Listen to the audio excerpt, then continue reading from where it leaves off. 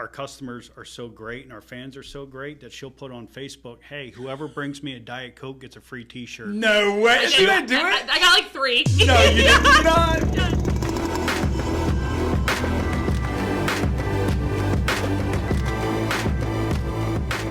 Jay and Staci, thank you so much for being here today. We're excited. Yes. Glad to be here. Yes. Welcome to the 2448. You guys are from Get Hosed Apparel, right? That is correct. Hell yes. Well, we're glad to have you. If you guys want to just kick us off, just tell us, like, what do you guys do? What is Get Hosed Apparel?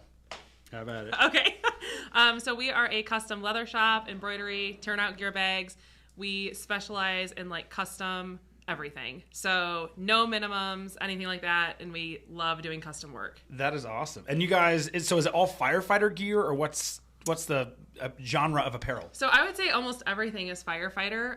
Though like our equipment capabilities allow us to do other things. We just solely focus mostly on first responders. That's awesome. And where are you guys based out of? Fremont, Ohio. Right out. So cold country. Yeah, it's already wintertime up there. I know. We don't like the cold, so I don't know why we live there. That is so funny. So are you guys firefighters, or how did this whole thing start? Give me the backstory. That's you, buddy. You come from a family of firefighters, but I started running volunteer in 1998, and then in 2007, I started running double duty with another department. So I did 7 years with Helena and then 21 years with Lindsay. Oh, right. As a career firefighter or just volunteering? All volunteer. Oh, no way. I worked full-time as a tool and die maker for the auto industry. Oh, for that's 21 awesome. years. So you're like the engineering brain of the group. That's awesome. Research, design, engineering. She'll plop something down or somebody says, can you make this? I'm like, I can figure it out. That is awesome. And what's your background? So I went to school at Ohio State and got my bachelor's degree. And then I went to the University of Kentucky and got my master's degree. And I don't do anything with either of them. But I come from a family of firemen. My dad has been a fireman since 18. He's assistant chief now. So Oh, really? I grew up in the firehouse, basically. That's awesome. Have you ever been a firefighter or just... No, I have no interest in running into burning buildings. So I don't think I'd make a very good fireman. That's awesome. How did the idea of Get Hosed Apparel start? Like, this is fiery service turnout gear stuff, right? I mean... Well, Get Hosed was started because we made things out of old Firehose. So everything from radio straps to belts and it all started because I had an old section of Firehose sitting at home. And she's like, you should throw that away. And I'm like, nah, we'll keep it around for a while. And then just started tinkering around making wristbands. And then somebody's like, I need a belt. Make me a belt out of it. So we Out of buy an old some more Firehose. hose and make some belts. And then somebody's like, our USAR team could use them for our dogs. Can you make collars and leashes? And Oh, then it was yeah. radio straps. And then... Were you, like, versed in... I mean, is this, like, sewing the things together? Or did you cut... I mean, how does that actually work? Well, I just taught myself how to sew via YouTube. So you made a couple of things, like, there for your buddies at the fire station. Were they always just like, okay, yeah, I can do this, I can do that? Or did the volume start to grow? Or what happened there? So, I mean, I feel like people started, like, we started our social media pages, and then we came up with the name Get Hosed. And then we just added apparel because we eventually knew we were going to get into other things. Yeah. And we started selling on eBay. So we like put them on eBay, and then we sold on there for a while, I would say. And then one day, just randomly, we paid those eBay fees, and I was like, we have got to do something else other than eBay. So then I built our website, and it just kept snowballing into just new and different product. How did you get roped in? If you were making them for guys new at the fire station, were you kind of around those conversations, or how did you get looped into this whole deal? So my family members all own their own businesses because we don't apparently work well for people. So I grew up as a daughter of my dad owned a construction company, my uncle owned a restaurant, my mom owned her own company. So and they were all firefighters while owning businesses. Yes. Oh, cool. So like my one cousin does grant writing is what his company is, so for firemen. So I kind of came in from the background of knowing how to start and successfully run a business because I grew up around multiple successful, startup companies. Yeah. So I kind of came in from that side of it, and then he was doing mostly like the research and the development of product. But it didn't start as a business. It was just originally you building a thing here or there. Hobby, very, very hobby. Sitting at the kitchen table, and then it went from the kitchen table to the half part of our 2-car garage, and then I sacrificed my car, and I got a bay and a half, and then needed more room, so her van got kicked outside. So it was a whole 2.5-car garage. What was the transition like from idea and hobby to a business? How did that begin to transpire, thinking about it as more than just building a collar for your buddies and that sort of thing? Orders didn't stop. Yeah, I would say orders didn't stop, and then he was you could tell that he had always wanted to own his own company. Yeah. And that the tooling engineering for the automotive industry wasn't going to be the ticket until retirement, even though he was really good at it. So I think we both started to look at it as an opportunity for him to leave that full-time career. I was already a stay-at-home mom, so we didn't really have that, like, I guess, luxury of, whatever. But I think we both looked at it as, like, if we keep pushing and we keep investing and we keep pushing and we keep just push, that eventually we'll get to the point that this can be a full-time thing. And then 6 years in, that's what happened. That's awesome. Yeah. So for those that don't know, you guys are married, right? Yeah. Yeah. I mean, like, sometimes business partners, whatever. So how did you guys meet? Do you meet in the fire service, or do you meet doing this sort of thing, or what's the story there? Well, her uncle's restaurant that we were telling you about, I also worked there because her cousin, I grew up with her cousin, all of her cousins, almost all her cousins are on the fire department. So we're all friends, and they would go work at the restaurant on Sundays, and I'm sitting around like waiting for them to get done. I might as well go work there too, get food and pocket full of cash on a Sunday when you're done waiting tables, and then. But I'm also like 12 years younger than him. No. So like I don't even know really when we first met, because I was probably like 8 or 10 and he was like 22. Oh my God, that is hilarious.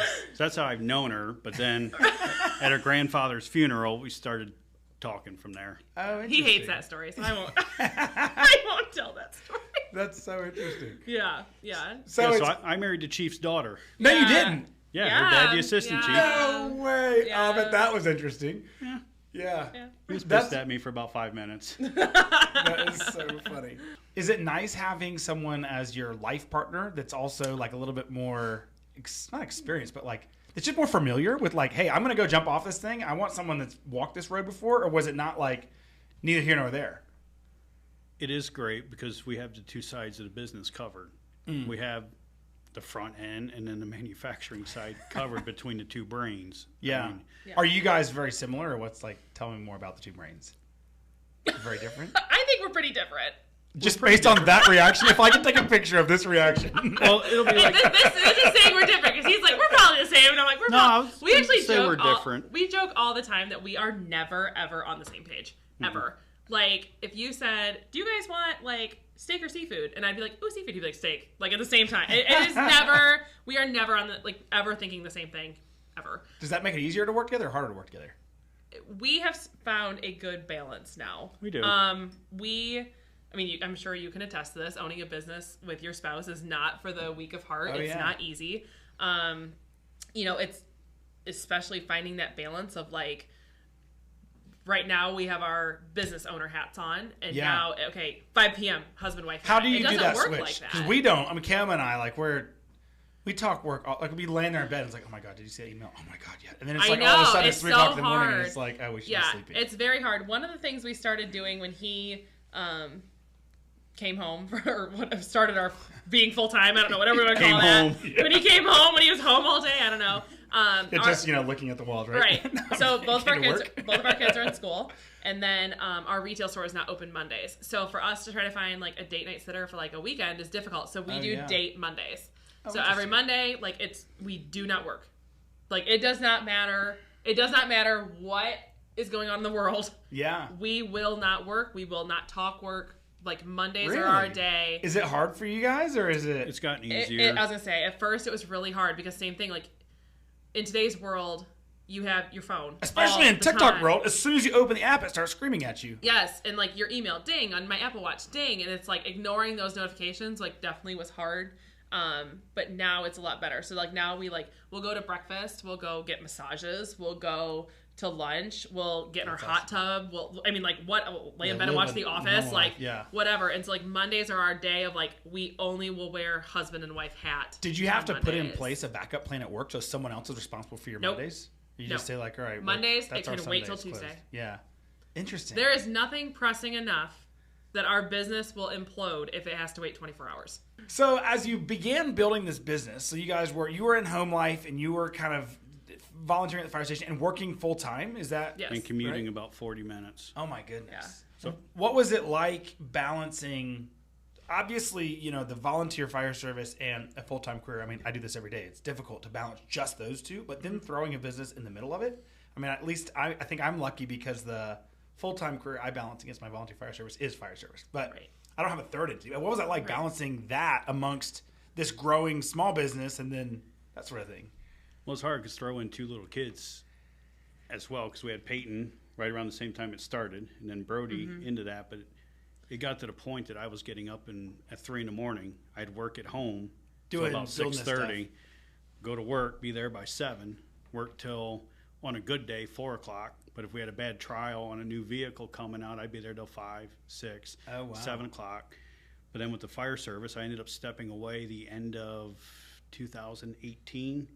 Yeah, I mean, we tried to make it work as long as we could because obviously he enjoyed doing it. Yeah. And I didn't mind, but like I would try to take his place in things that I could, not running into burning buildings.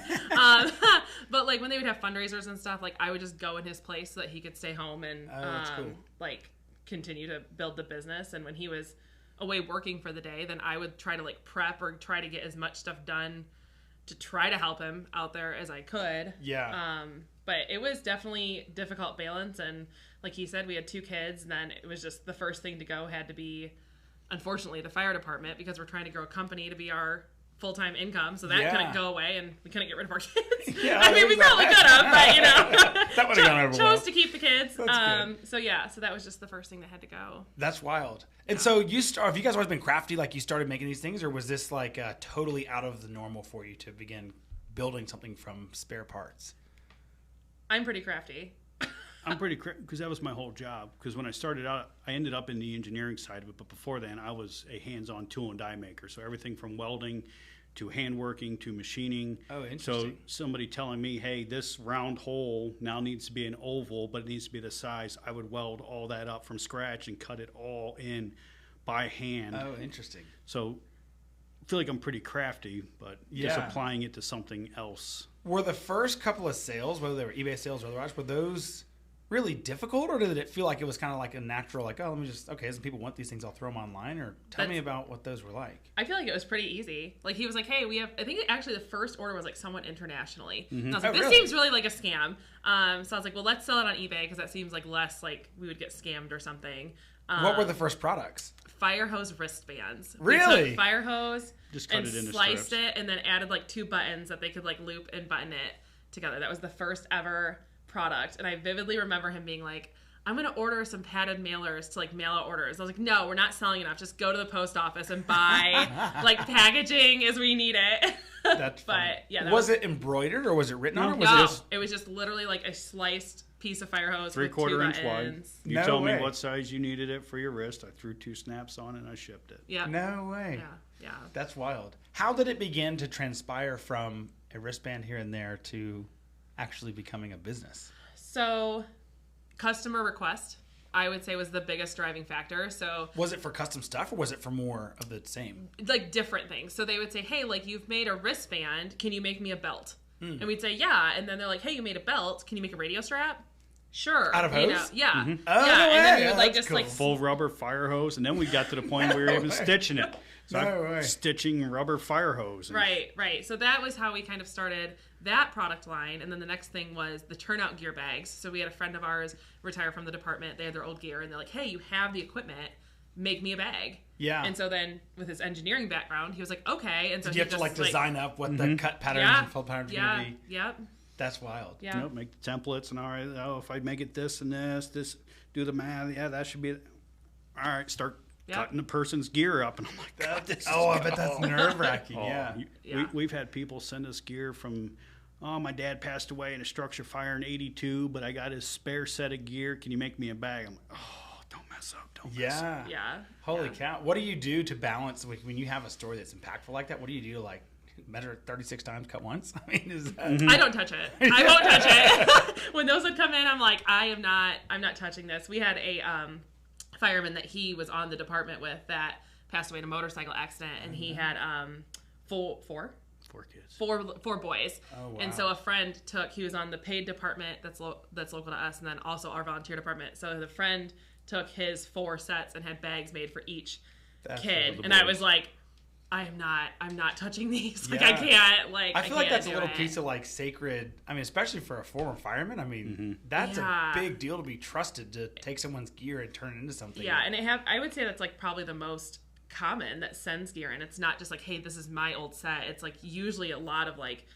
we had a woman that had lost her husband to cancer, and she was like probably my age, and she had us made like a bag like using his like nameplate and stuff, and I'm like, wow, this is so like, I'm like honored you want us to do this, but I am like so nervous right now. How do you deal with all those stories? 'Cause I feel like you would have stories like that come in all the time. They're like really hard to carry, big, like, okay, yeah, we'll help build your legacy. Yeah, I mean, I feel like it's heavy, but at the same time, like, it helps them maybe in their healing process. And like, my master's degree is on death and dying. That's what I studied. No way. So like, I'm not as like My wife is a death doula. I don't know if you knew that. She was like, yeah. So, I'm not as, I guess I have a different perspective on death than a lot of people. That's so really I think that can help me like either like disassociate or like just like look at it as an opportunity versus like a sad thing. That's so wild. That's a very unique skill set or even like way to look at things, but it's really cool. Yeah, interesting. So when you began marketing this stuff, I mean, not just like abruptly change subject, which I guess what I just did. When you began to market this stuff, like you have things on eBay where you're selling. Yep. And then how or what drove you to look towards other avenues, and what were some of those first avenues you started going down? For marketing Marketing or sales, or I mean, if you wanted to, okay, now we got to put fuel on this fire. What was the fuel you put on it? So I would say Facebook was like our first major, like we never did any like video marketing, mailer marketing, like anything, radio advertising. I mean, we eventually did, but to start, it was just Facebook. So we built the Facebook page, we did the Instagram. We would sometimes do like paid advertising on Facebook, which at the time like really paid off dividends for us. Before Facebook started messing with all the algorithms. It worked. Yeah, that worked really well for us. How did you know how to do that? We guessed. We did not know what we were doing. We just would maybe like YouTube on how to. We YouTubed a lot on how to do things. There we go, guys. If you want to start a business, just go to YouTube.com. Tutorials on YouTube, man. Our laser. We didn't pay for the service guy to come set it up. We sat there and watched YouTube video 50 times. Watched the clip 10 times. All right, go back. All right. Yeah. That worked. And then building off of eBay, like literally it was just, we were paying hundreds and hundreds of dollars in eBay fees every month. And I was like, there is no reason we should be paying this much to eBay. Yeah. And so I like called GoDaddy and I was like, this is what I'm trying to do. I don't do coding. Like, what can we do? And they were like, here's like how you do it. And this is how much it costs. And I'm like, oh, is that per month? They're like, no, per year. And I'm like, what? So then so eBay fees for 1 month gone. Literally like less than. So I was like, okay. So then I like built our website and she texted me at work, hey, we're doing a website. I'm tired of this. It's happening. Right. No. All right. Yeah. So when the website was done, we pulled like basically everything off of eBay. Oh, wow. And then we slowly added a few products back just because like there is the consumer that like just will always go to Etsy or always go to eBay. So do you guys sell still through those other avenues, although not primarily? Yeah, but not. There's like one or two items to help draw that market, right? Because then when they start asking questions, I can steer them. Right, we're like, hey, actually, there's more options over here, and then they go that's there. so wild. So it sounds like you guys are kind of intuitively switched on in the connecting to your audience space. I mean, if you were able to recognize how to go from eBay to Facebook and then create this content that they're going towards, how did you begin to market your business versus just market your products? Because I mean, what I know about you guys is your TikTok feed and all these other social channels. Like, they're fun, they're engaging, right? But it's not just like, oh, here's my turnout gear bags. It's like there's so much more to it. What was that transition like? So I did some like just online like marketing, social media, I guess, like courses. And that kind of helped us learn the balance of like trying to like get people interested in your business versus just interested in your product. So they always wanted us to treat as if social media was gone tomorrow, would your business survive? Oh, interesting. And so that you want people that are like still actively looking for you because you're like a fun company versus like, oh, like they just sell product all the time. Yeah. So what did that make you guys do from a tactical standpoint? Like if your business was gone tomorrow, what would people do? What would that be like? If our business not your business, sorry. If social media was gone tomorrow, what would your I mean honestly, like probably just old fashioned phone calls. Yeah. So you've kind of set the business up to the point where, we market online, but if people still know about you, then your backup plan is just like, all right, I'm going to go talk to customers. We'll just go talk to people. And there's a lot of art still in that whole face-to-face sales, and people want to see you versus an email. So we do that a lot. What's the difference between your online personalities and your social contents and what people would see at another, like where would they find on trade shows, I guess? Yeah. What's the difference? What is the interaction like? I'm the same regardless. I'm just kind of loud and I talk to everybody. But when I'm at a show, I'm usually working stamping radio straps. Yeah. Because we customize on site. Really? So if you want your name on it and you want the outline in red or blue or whatever, I will do that there. You can come back in an hour and pick it up. So I'm busy. When he's with me, yeah. Yes. Yeah. When I go, I'm stamping radio straps. If it's a product only, just representing, she goes, and then I stay back and work. Yeah, at the shop. Correct. Yeah. That's so keep things cool. going.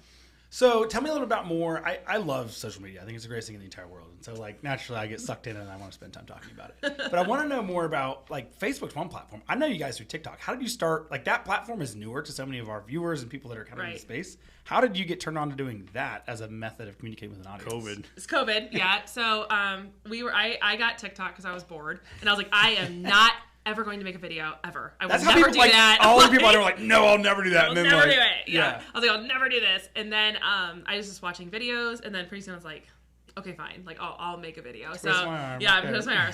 So I made a couple, and like I was quickly getting a following that I don't really know how. What were some of your first videos? Embarrassing.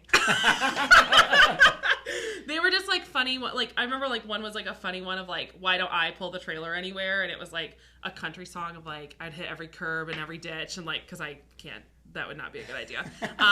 Or just the vehicle being out of gas. I'm terrible about filling up my car. So it just tried to start with things like that. And then we were laying in bed one night and he's like, what are these videos? And I was like, it's TikTok. And I was like showing him them. And again, like my following had already like, it was just growing quicker, and I don't know why, but people like me, I guess. That's wild. So was this a personal following or was this a business one? No, this is personal. This was just like my just you kind of like, all right, like, I'm just going to make a TikTok and whatever. Yeah. And then he started to see like how cool and fun it was, and that we were getting, like I was getting orders like from TikTok. So I was just showing what I was working on. To a country music. You know it. He wanted to do the dances. Yeah. Oh, yeah, that's why I got it. So then he started one, and he has another personal one or for the business. For the business. He started the business one, and he has surpassed me in my following. No way! Oh, hell yeah! That's so good. But so mine is like a little bit of mix of like personal and business, and his is mostly business. But oh wow! So you guys have two followings or two groups of people. Yeah. Oh, that's super cool. You're at like 30. I just crossed 37,000 this last week. Holy cow! I'm about to crack 44. No way! That is so wild. Yeah. That's a lot of people. That's almost 100,000 people. It's crazy. It is kind of crazy. It is kind of crazy, but it's fun. I mean, people go to social media to be entertained. They're not going to social media to buy a product. So no matter how excited you are about a product, they're gonna be like, oh, cool, whatever. So I think his videos have a lot of success because he's showing a lot of the behind the scenes. Yeah. So what's your philosophy to content? What are you posting about? Just whatever's going on in the shop. People love it when I paint. They love watching me paint and do that kind of stuff. And do you curate it or think it through or just turn the camera on? I just see something cool in painting, so I'm like, all right, I'll record this. Yeah, I don't, and then I just pick a random song that sounds good. I don't try to get like the trendy song. I don't listen to that. Give me some Blank 182 or stuff like that. There we go. Well, you know Fireman. All right, there we go. I just play whatever, or half the time it's just music in the shop that's playing. So nothing like the other day I was painting and just comments are like, dude, new ink, man. I'm like, you pay attention. That's awesome. So they notice stuff like that. But even like the other day I was painting through the shop and I had a Philadelphia Eagles flyer on the wall. I'm like, yo, bro, you're an Eagles fan. I'm like, yeah, I'm from Philly originally. Oh, that's wild. They're like, somebody from Ohio likes Philly, but that's cool. That's it. It's usually just what's going on in the shop, painting. Occasionally, I'll do a pan across the bench. I'm like, hey, this is on the bench. Next bench is because we usually do batches of like 12 or 14. Oh, got it. So as we pull them, I'll just at some point through the process, somebody that way be like, oh, that's mine. That's mine. Oh, that's cool. They're not having an email for updates, and they can usually just follow our social media. And at some point, I post everything that's going through the shop. Yeah. Did you kind of like curate that? Okay, I know I'm going to be laying this out because I want to make sure everybody has a chance to see theirs, or was it just like that's a good idea, and then all of a sudden you do what happens to be good for you? I mean, I think that's more what happens is just like luck. Yeah. So like it is. We'll do a TikTok and it'll be like, oh, this one went hot, and then we'll do like a similar style like 2 weeks later, and it's like terrible, No no way. views, and I'm like, crickets. what is happening? But Our customers are so great and our fans are so great that she'll put on Facebook, hey, whoever brings me a Diet Coke gets a free T-shirt. No way. Is she gonna do it? I got like 3. No, you did not. Yes. That is They hilarious. come I up used and to- then they remember Morgan drinks an unsweet tea. So they have one for Morgan. They're like, Jay, No you're just... way. Yeah, Jay gets like ignored at those shows. Like they just take That care of Morgan is and hilarious. I. Think about the impact. Like when you have these companies that call and are like, "Oh, you could run a business card site at." Shut up! You can get on No. Facebook Live, touch your entire audience base, energize them, and they'll bring you a Diet Coke at a show. Literally. Are you kidding me? Yeah. And the other joke is That's that my car business is connection. always there. out of gas. So like my following on my videos is always like 25 to like 48-year-old men. So I like to think it's just that I'm entertaining. Of course. It's, Naturally. Yeah. I don't know. I think it's like sometimes odd for men to see a woman in the fire service. Well, it is odd.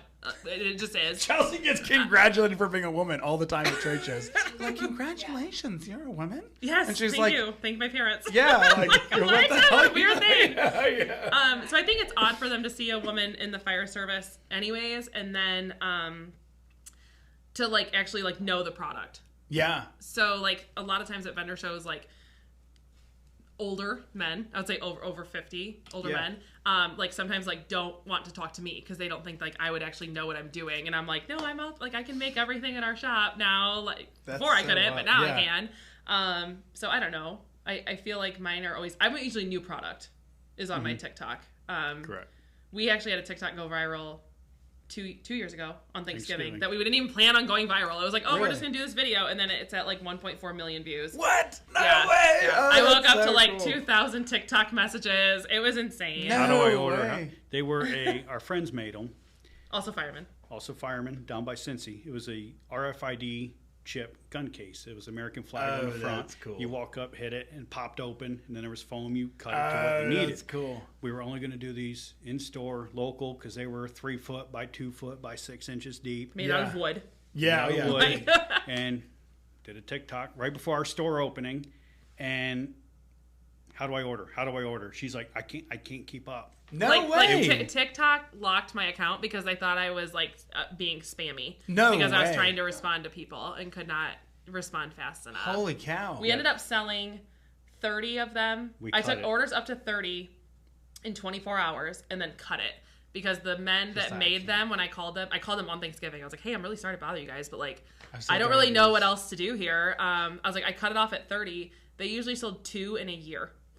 Holy cow. And I sold 30. And I was like, well, I'm glad I cut it off 15x at 30. growth on one video. Yeah. That's yeah, crazy. It was crazy. Yeah, Facebook had like 250 messages the next morning. How do I order? How do I order? No How do Yeah, it was insane. I need yeah. 2. I need 3 to Seattle. I need 2. They I even need- care about cost? Or just Didn't like, care. that's what I No, want? no, Yeah. literally. I was like, I'm going to estimate shipping to be like $70. Like, that's fine. I'm like, I need 3 of them in Great. Oklahoma. I'm going to estimate Yeah. it's going to be 100 next time. Right. And so then more recently, this last week, we launched these tumblers that had the blueprints of a fire truck with then the finished delivery of the truck. Oh, picture. sick. That's a And- good idea.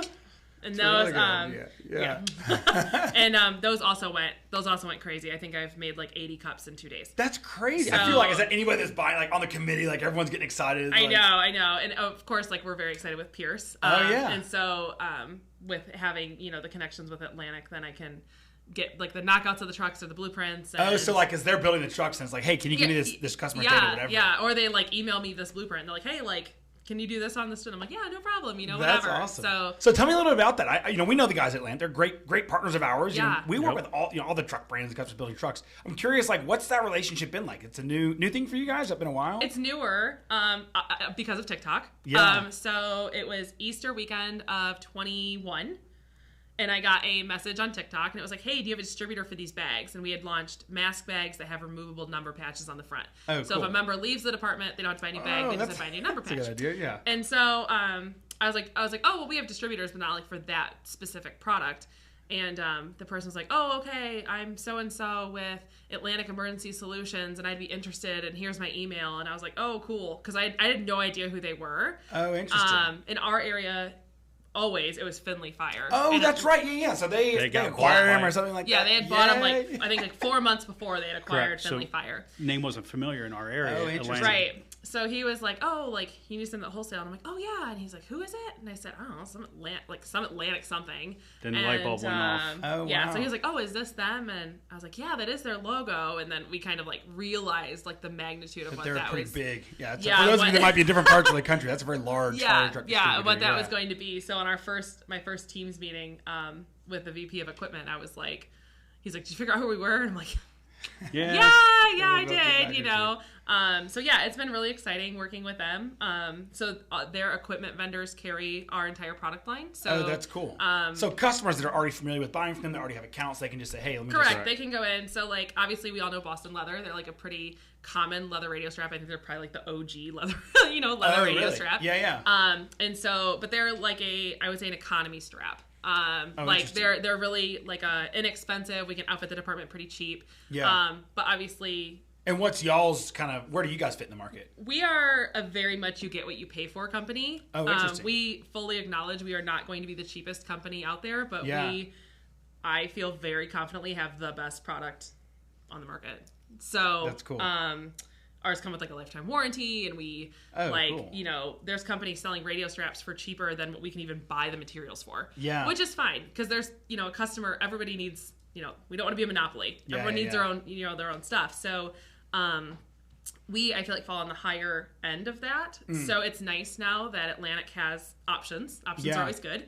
That they can go in and say, hey, like we can outfit your department for X amount of dollars with these, which is going to be a lot cheaper, or we can outfit with these, which are going to be more expensive, but they come with a lifetime warranty. You're never going to need another one. You can customize it, whatever. What was that dealer like? What was it like beginning to establish business through distribution when, like, it sounds like how many years ago? 7 years ago it was? In 2014? It was starting off making one strap in your garage, one wristband in your garage, and then you're like working on how do I structure distribution with a partner? I mean, what is that process like as you're thinking as a business owner? Scary. It's a scary thinking process, but again, like we're very excited to grow. So when we moved about 2 years ago into this newer building it's still at our house, but it was a bigger outbuilding that was there. And we were like, oh my gosh, we have so much space. Look how much space we have. And we've actively been looking for new buildings in the last 6 months because we are growing quicker than we ever would have thought. So are you looking for more, like as you look at how do I grow to the next level, are you looking for what's the next geographic region I can find another partner that can help me distribute in those segments, or what's your kind of thoughts there? Maybe. We have customers worldwide. So oh, really? Oh, that's cool. So we ship worldwide already. So as far as maybe department order, I mean, we ship department orders to, Canada and Australia and Alaska. All over the place. Yeah. So we're not really actively looking as far as that goes yet. Yeah. We're just kind of like really getting our feet wet with the whole Atlantic thing in general. And then, growing at a pace that we can grow uncomfortably at, I guess would be a good. You want to be uncomfortable, but you don't want to get like ahead of yourself. Yeah, talk to me a little bit about what it means to grow for your business. Like how there's a million ways you can do that, right? You can go out and solicit investors. You can put in place all sorts of ways your business can grow. Right. What does growth look like for you guys? So for us, we didn't take out any business loans. We still don't have any business loans. No. We reinvested every single penny into the business. I would say maybe 3 years ago was our first year, like turning a profit of like, oh my gosh, like we actually aren't in the negative anymore because we didn't reinvest everything. And so that was, obviously like good growth for us. We did have investors approach us and ask like, hey, like, we kind of want to get in on this. What are your thoughts? But we didn't want anyone dictating what we do. Yeah. So we're control freaks. I don't know if we come across like that.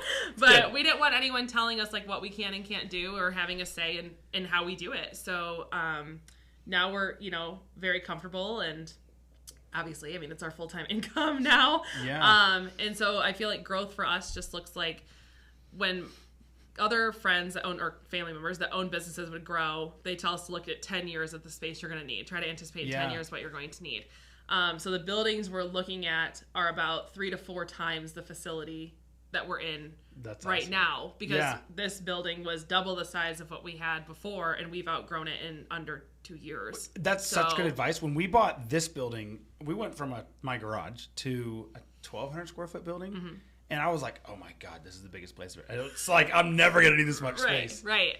3 months in, we were completely out of room, no room to hire anybody, and we're like, oh shit, this fish grew to the size of its fishbowl real fast. Right. And then we went from 1,200 square feet. This is 22,000 square feet between the two buildings, and we're completely out of room doing expansions and moving along. And it's like we're 3 years in. So when you think about like where is that? Right. Right. It's really hard to guess where that's going to be. I mean, our building right now is probably like just under 2,000 square foot. Is it still in your house, or did you expand out? It's still at our house. Yeah. So we have it's basically a big 3-bay, like 3-bay story and a half shop. Oh, yeah, really? Oh, yeah, that's cool. Yeah.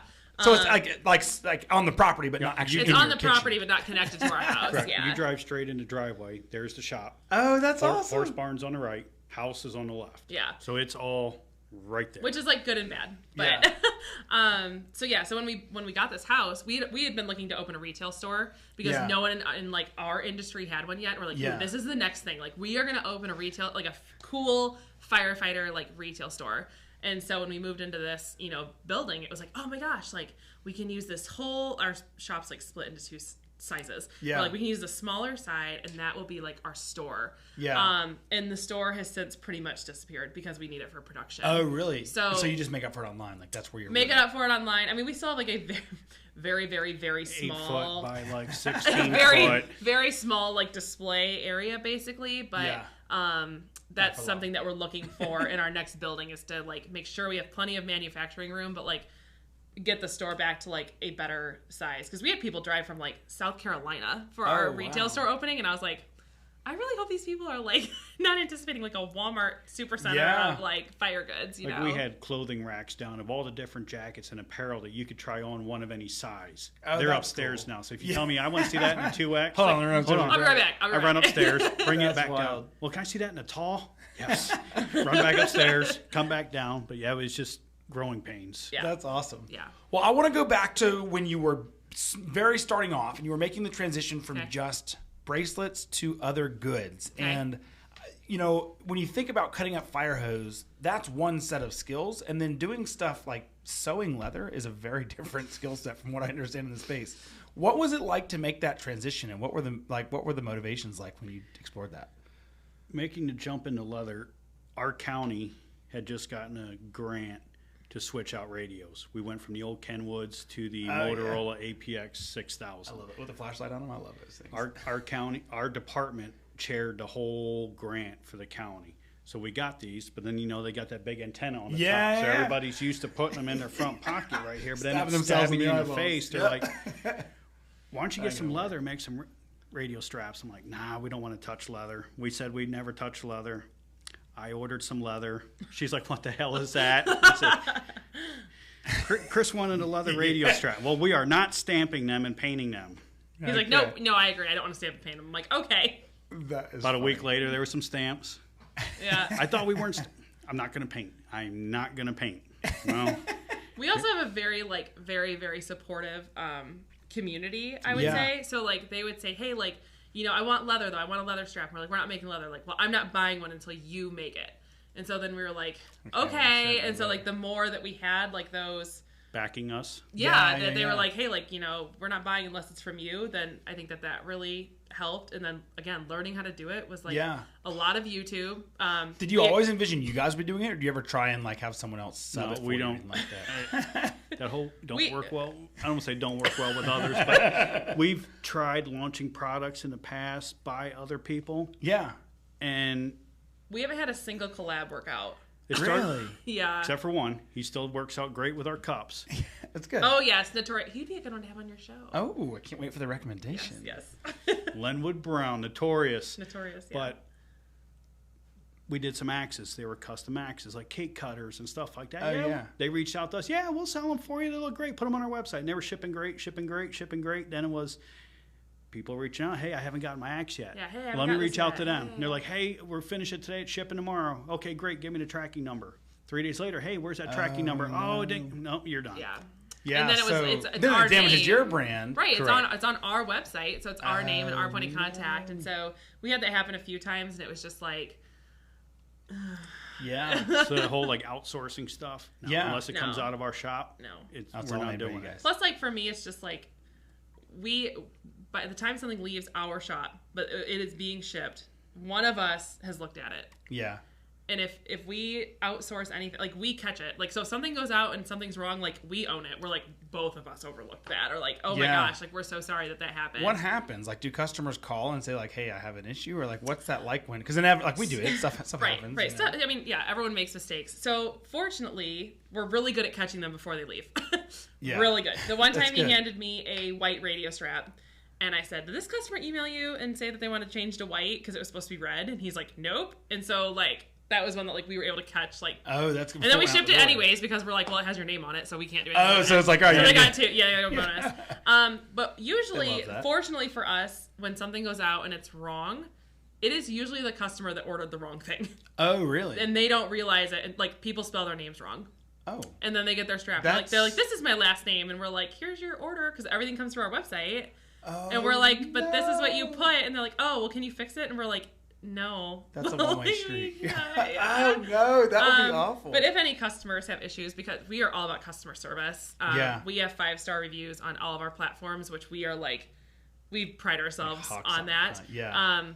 And so if a customer has an issue, they just, if it's within a certain time, we'll send them a return label. Yeah. They send it back, we fix it, send it back, or just, hey, keep it, we'll send you a new one, depending what the issue is. But with our lifetime warranty goods, they just have to cover shipping, and then we fix it and send it back. That's awesome. Which we don't get very often. No, but like we had one of our local fire chiefs, his truck ran over his radio strap. Don't know how, but it broke all the fittings. Oh, yeah. He sent it back. We replaced the fittings, went over everything, gave it a once-over, and sent it back. No charge. Yeah. That's awesome. Yeah. Was that something that was important to you because of your fire service career, or how did that whole, now we're going to make these things forever, come about? Just customer service.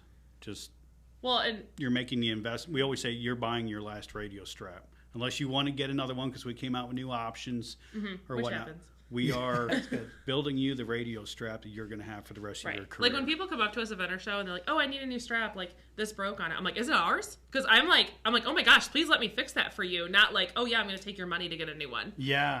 And they'll say, no, it was so-and-so's or so-and-so's, or oh, I don't know where I got it. And I'm like, oh, okay. But anytime they're like, oh, it's, or like, oh yeah, I got it from you guys. I'm like, oh my gosh, please don't buy a new one. Like send it back. Yeah, we'll fix it. Yeah. But, I mean, my family is all about like doing things the right way the first time. Yeah. So again, like that's just that business model that I have always seen is like take care of your customers. They are your shareholders. So like if you don't have customers, like you don't have money. Yeah. You don't have income. So. Tell me about your family businesses. I'm so curious. Oh my goodness, there's so many. Which one do you want to hear really? about? Yeah. Well, you know, like people in the fire service, like I feel like every fireman's got a side business, right? It's like that's why this show exists, is to hear the stories of the people that run business on the side.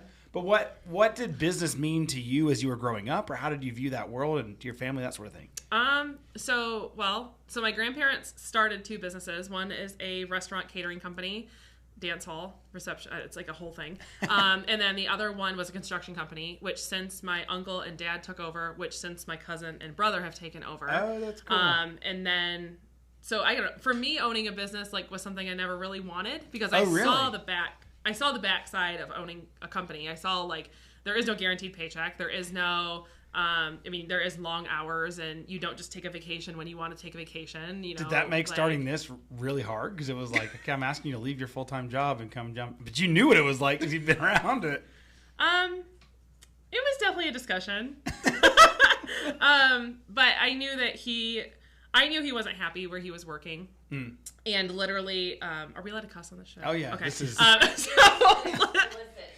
it's encouraged. It's encouraged. Okay. The fire service is the least politically correct place on the entire planet. So we were out in the shop 2 years ago. Right before Christmas. Right before Christmas. He was still working full time as a tooling engineer thing.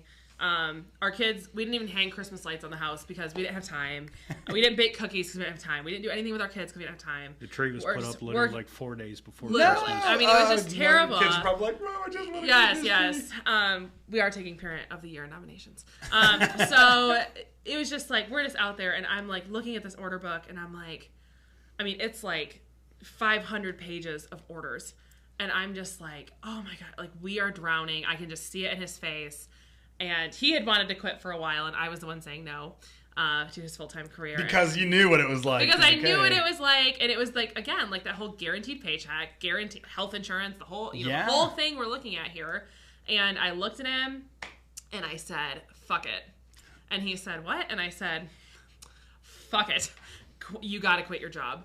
I was like, we will figure this out. Like, and there was like that moment. It literally was. It was just like, I'm in the middle of painting. She slapped her hands down and said, "Fuck it." I'm like, "Fuck what?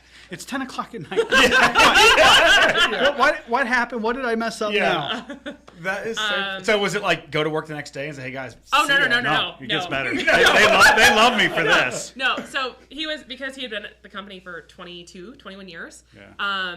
He was a salary employee at that point, and they got 2 weeks paid off at Christmas. So I was like, I was like, you just have to get through like right before Christmas, because then when you go back after the New Year's, then like turn in your 2 weeks notice. Because on top of that, you had to finish the year to get your yearly profit sharing check the following year. Yeah, profit sharing and vacation pay. And... We came back January 3rd. I got there at 7 o'clock, and 7:03 I was in the manager's office, and I said, "I'm putting in my 2 weeks notice." And he's like, "Okay." So then that wasn't even my boss. That was our department manager. My boss calls me, and he's like, "So I hear you're putting in your notice." I said, "Yep.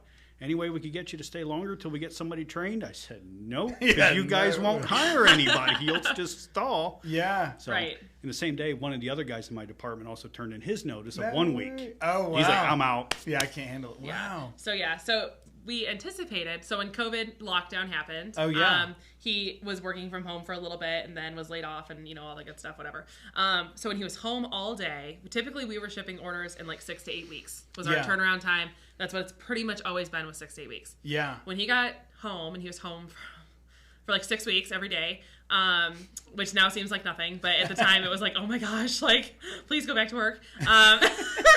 We got order shipping within 2 weeks, and we were like, oh my gosh, like, we really. So you were able to catch up by being at home. Oh my gosh, yeah. You were still at the Tool and Die Factory at that time, but working from home because it was remote. COVID. Oh, that's or laid off. To do remote. Yeah. So it was like, oh my gosh, this is awesome. So when because the factories were closed, whatever the place. Right, everything was like the world shut down for those 2 weeks or whatever. Oh yeah. And so we were like, okay, so when you quit your job within like 6 weeks, we will be caught up. Did that not happen. Catch up? Oh, it didn't. It did not happen. Oh no! Did volume go up, or was your production low? No. Our orders just explode. I mean, it just like went nuts to where we were shipping within 10 weeks. Oh no way! With 5 employees. No way. How did you find the other people to come? I'm really good at finding employees somehow. That's awesome. And like, no offense, men, but almost all of our employees that have worked out have been women. That's awesome. Our team is 50% women. I'm like, who rule the world?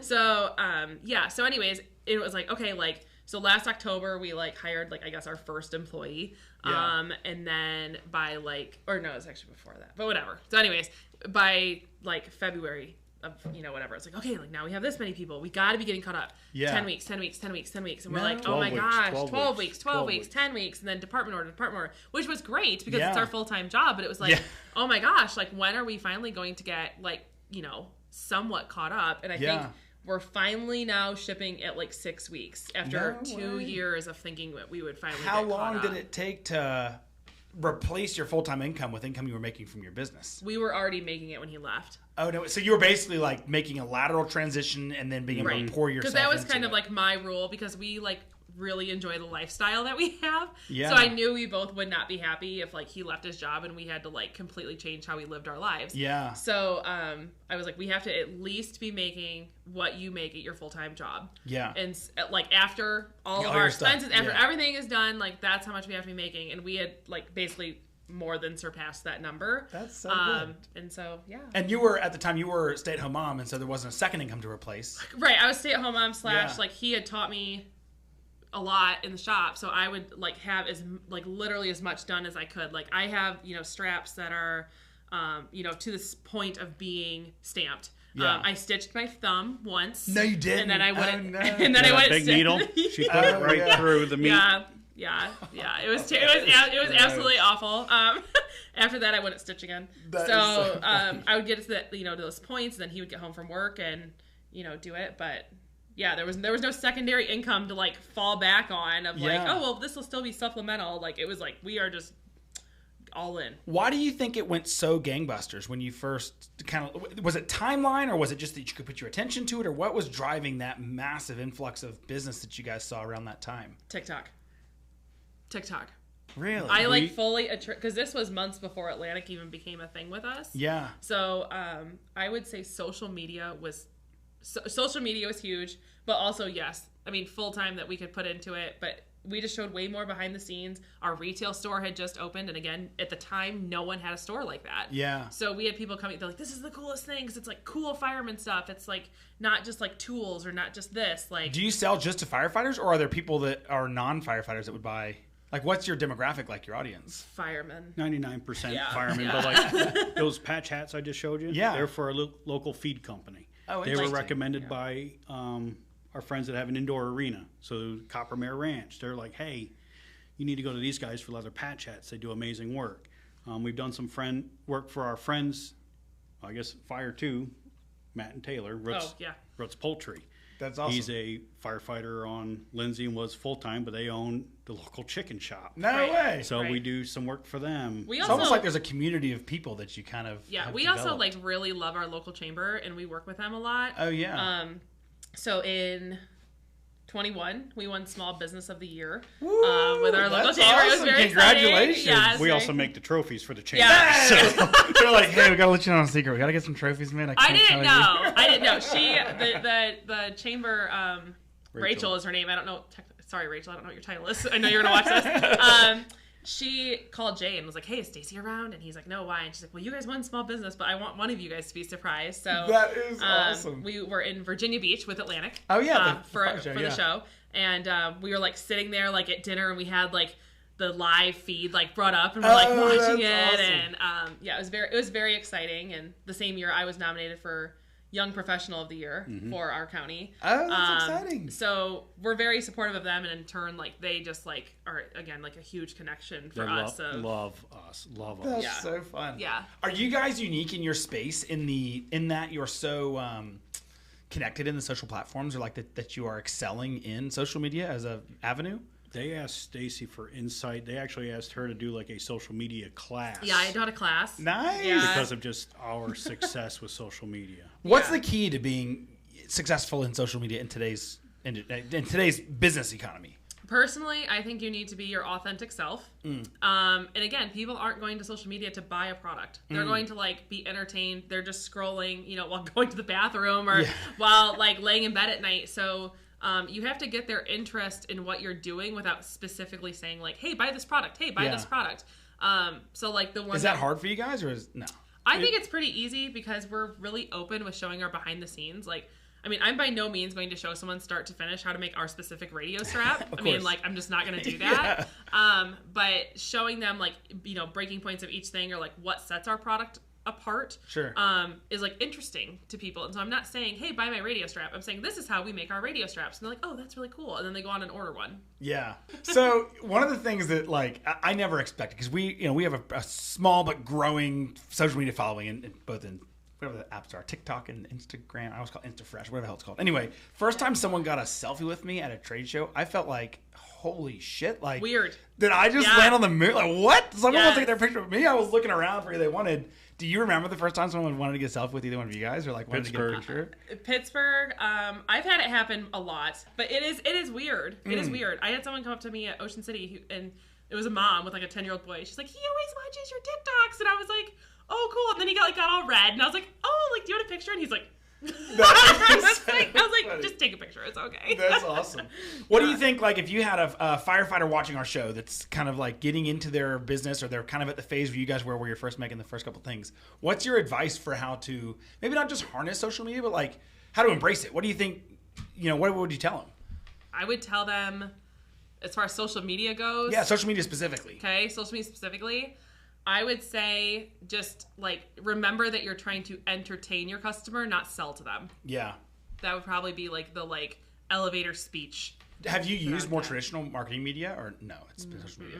It's been all social media. We get approached by these big trade show companies. I hope you're listening, because I hate these companies. Oh yeah, these big trade show exhibit companies. Advertise in our magazine. Advertise. Yeah, here's a $10,000 business card size spot. Email lists or and we can like a pinpoint, drop a pinpoint exactly on the audience we want, and touch them over and over and over and over again, and create these brand followings. Right. I just think when I look at the audience of firefighters around the country, I think you guys have done a phenomenal job of connecting with the audience of people without, just like you said, like I'm not here selling you a bag. This is my bag and it has 4 pockets. It's got a strap. Like, oh my God, nobody gives how a boring, shit. right? Yeah. No one cares. Like, hey, here's a cool company, a cool couple. We're of the fire service. Right. We're around the industry. Here's what we do and here's how we do it. Right. I feel like that should be the encouragement that people need. You don't need to rely on these huge companies that don't give a shit Right. about you or your customers. Right. Like, do what you guys have done and really lean into it. We were laughing. I got a call the one day, and it was from they were trying to do like golf, like the golf score. I don't golf. I went to Top Golf with Atlantic, and they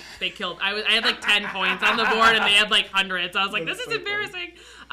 They like there's like apparently scorecards that like have business logos on them that you can like keep your score when you go golfing. I don't know. Yeah, I've never sponsored one. And they were like, oh hey, like we were looking at your business and like you'd be perfect for this, golf course, score book thing. And I was like, oh okay. I was like, well, why don't you email me like some information on it?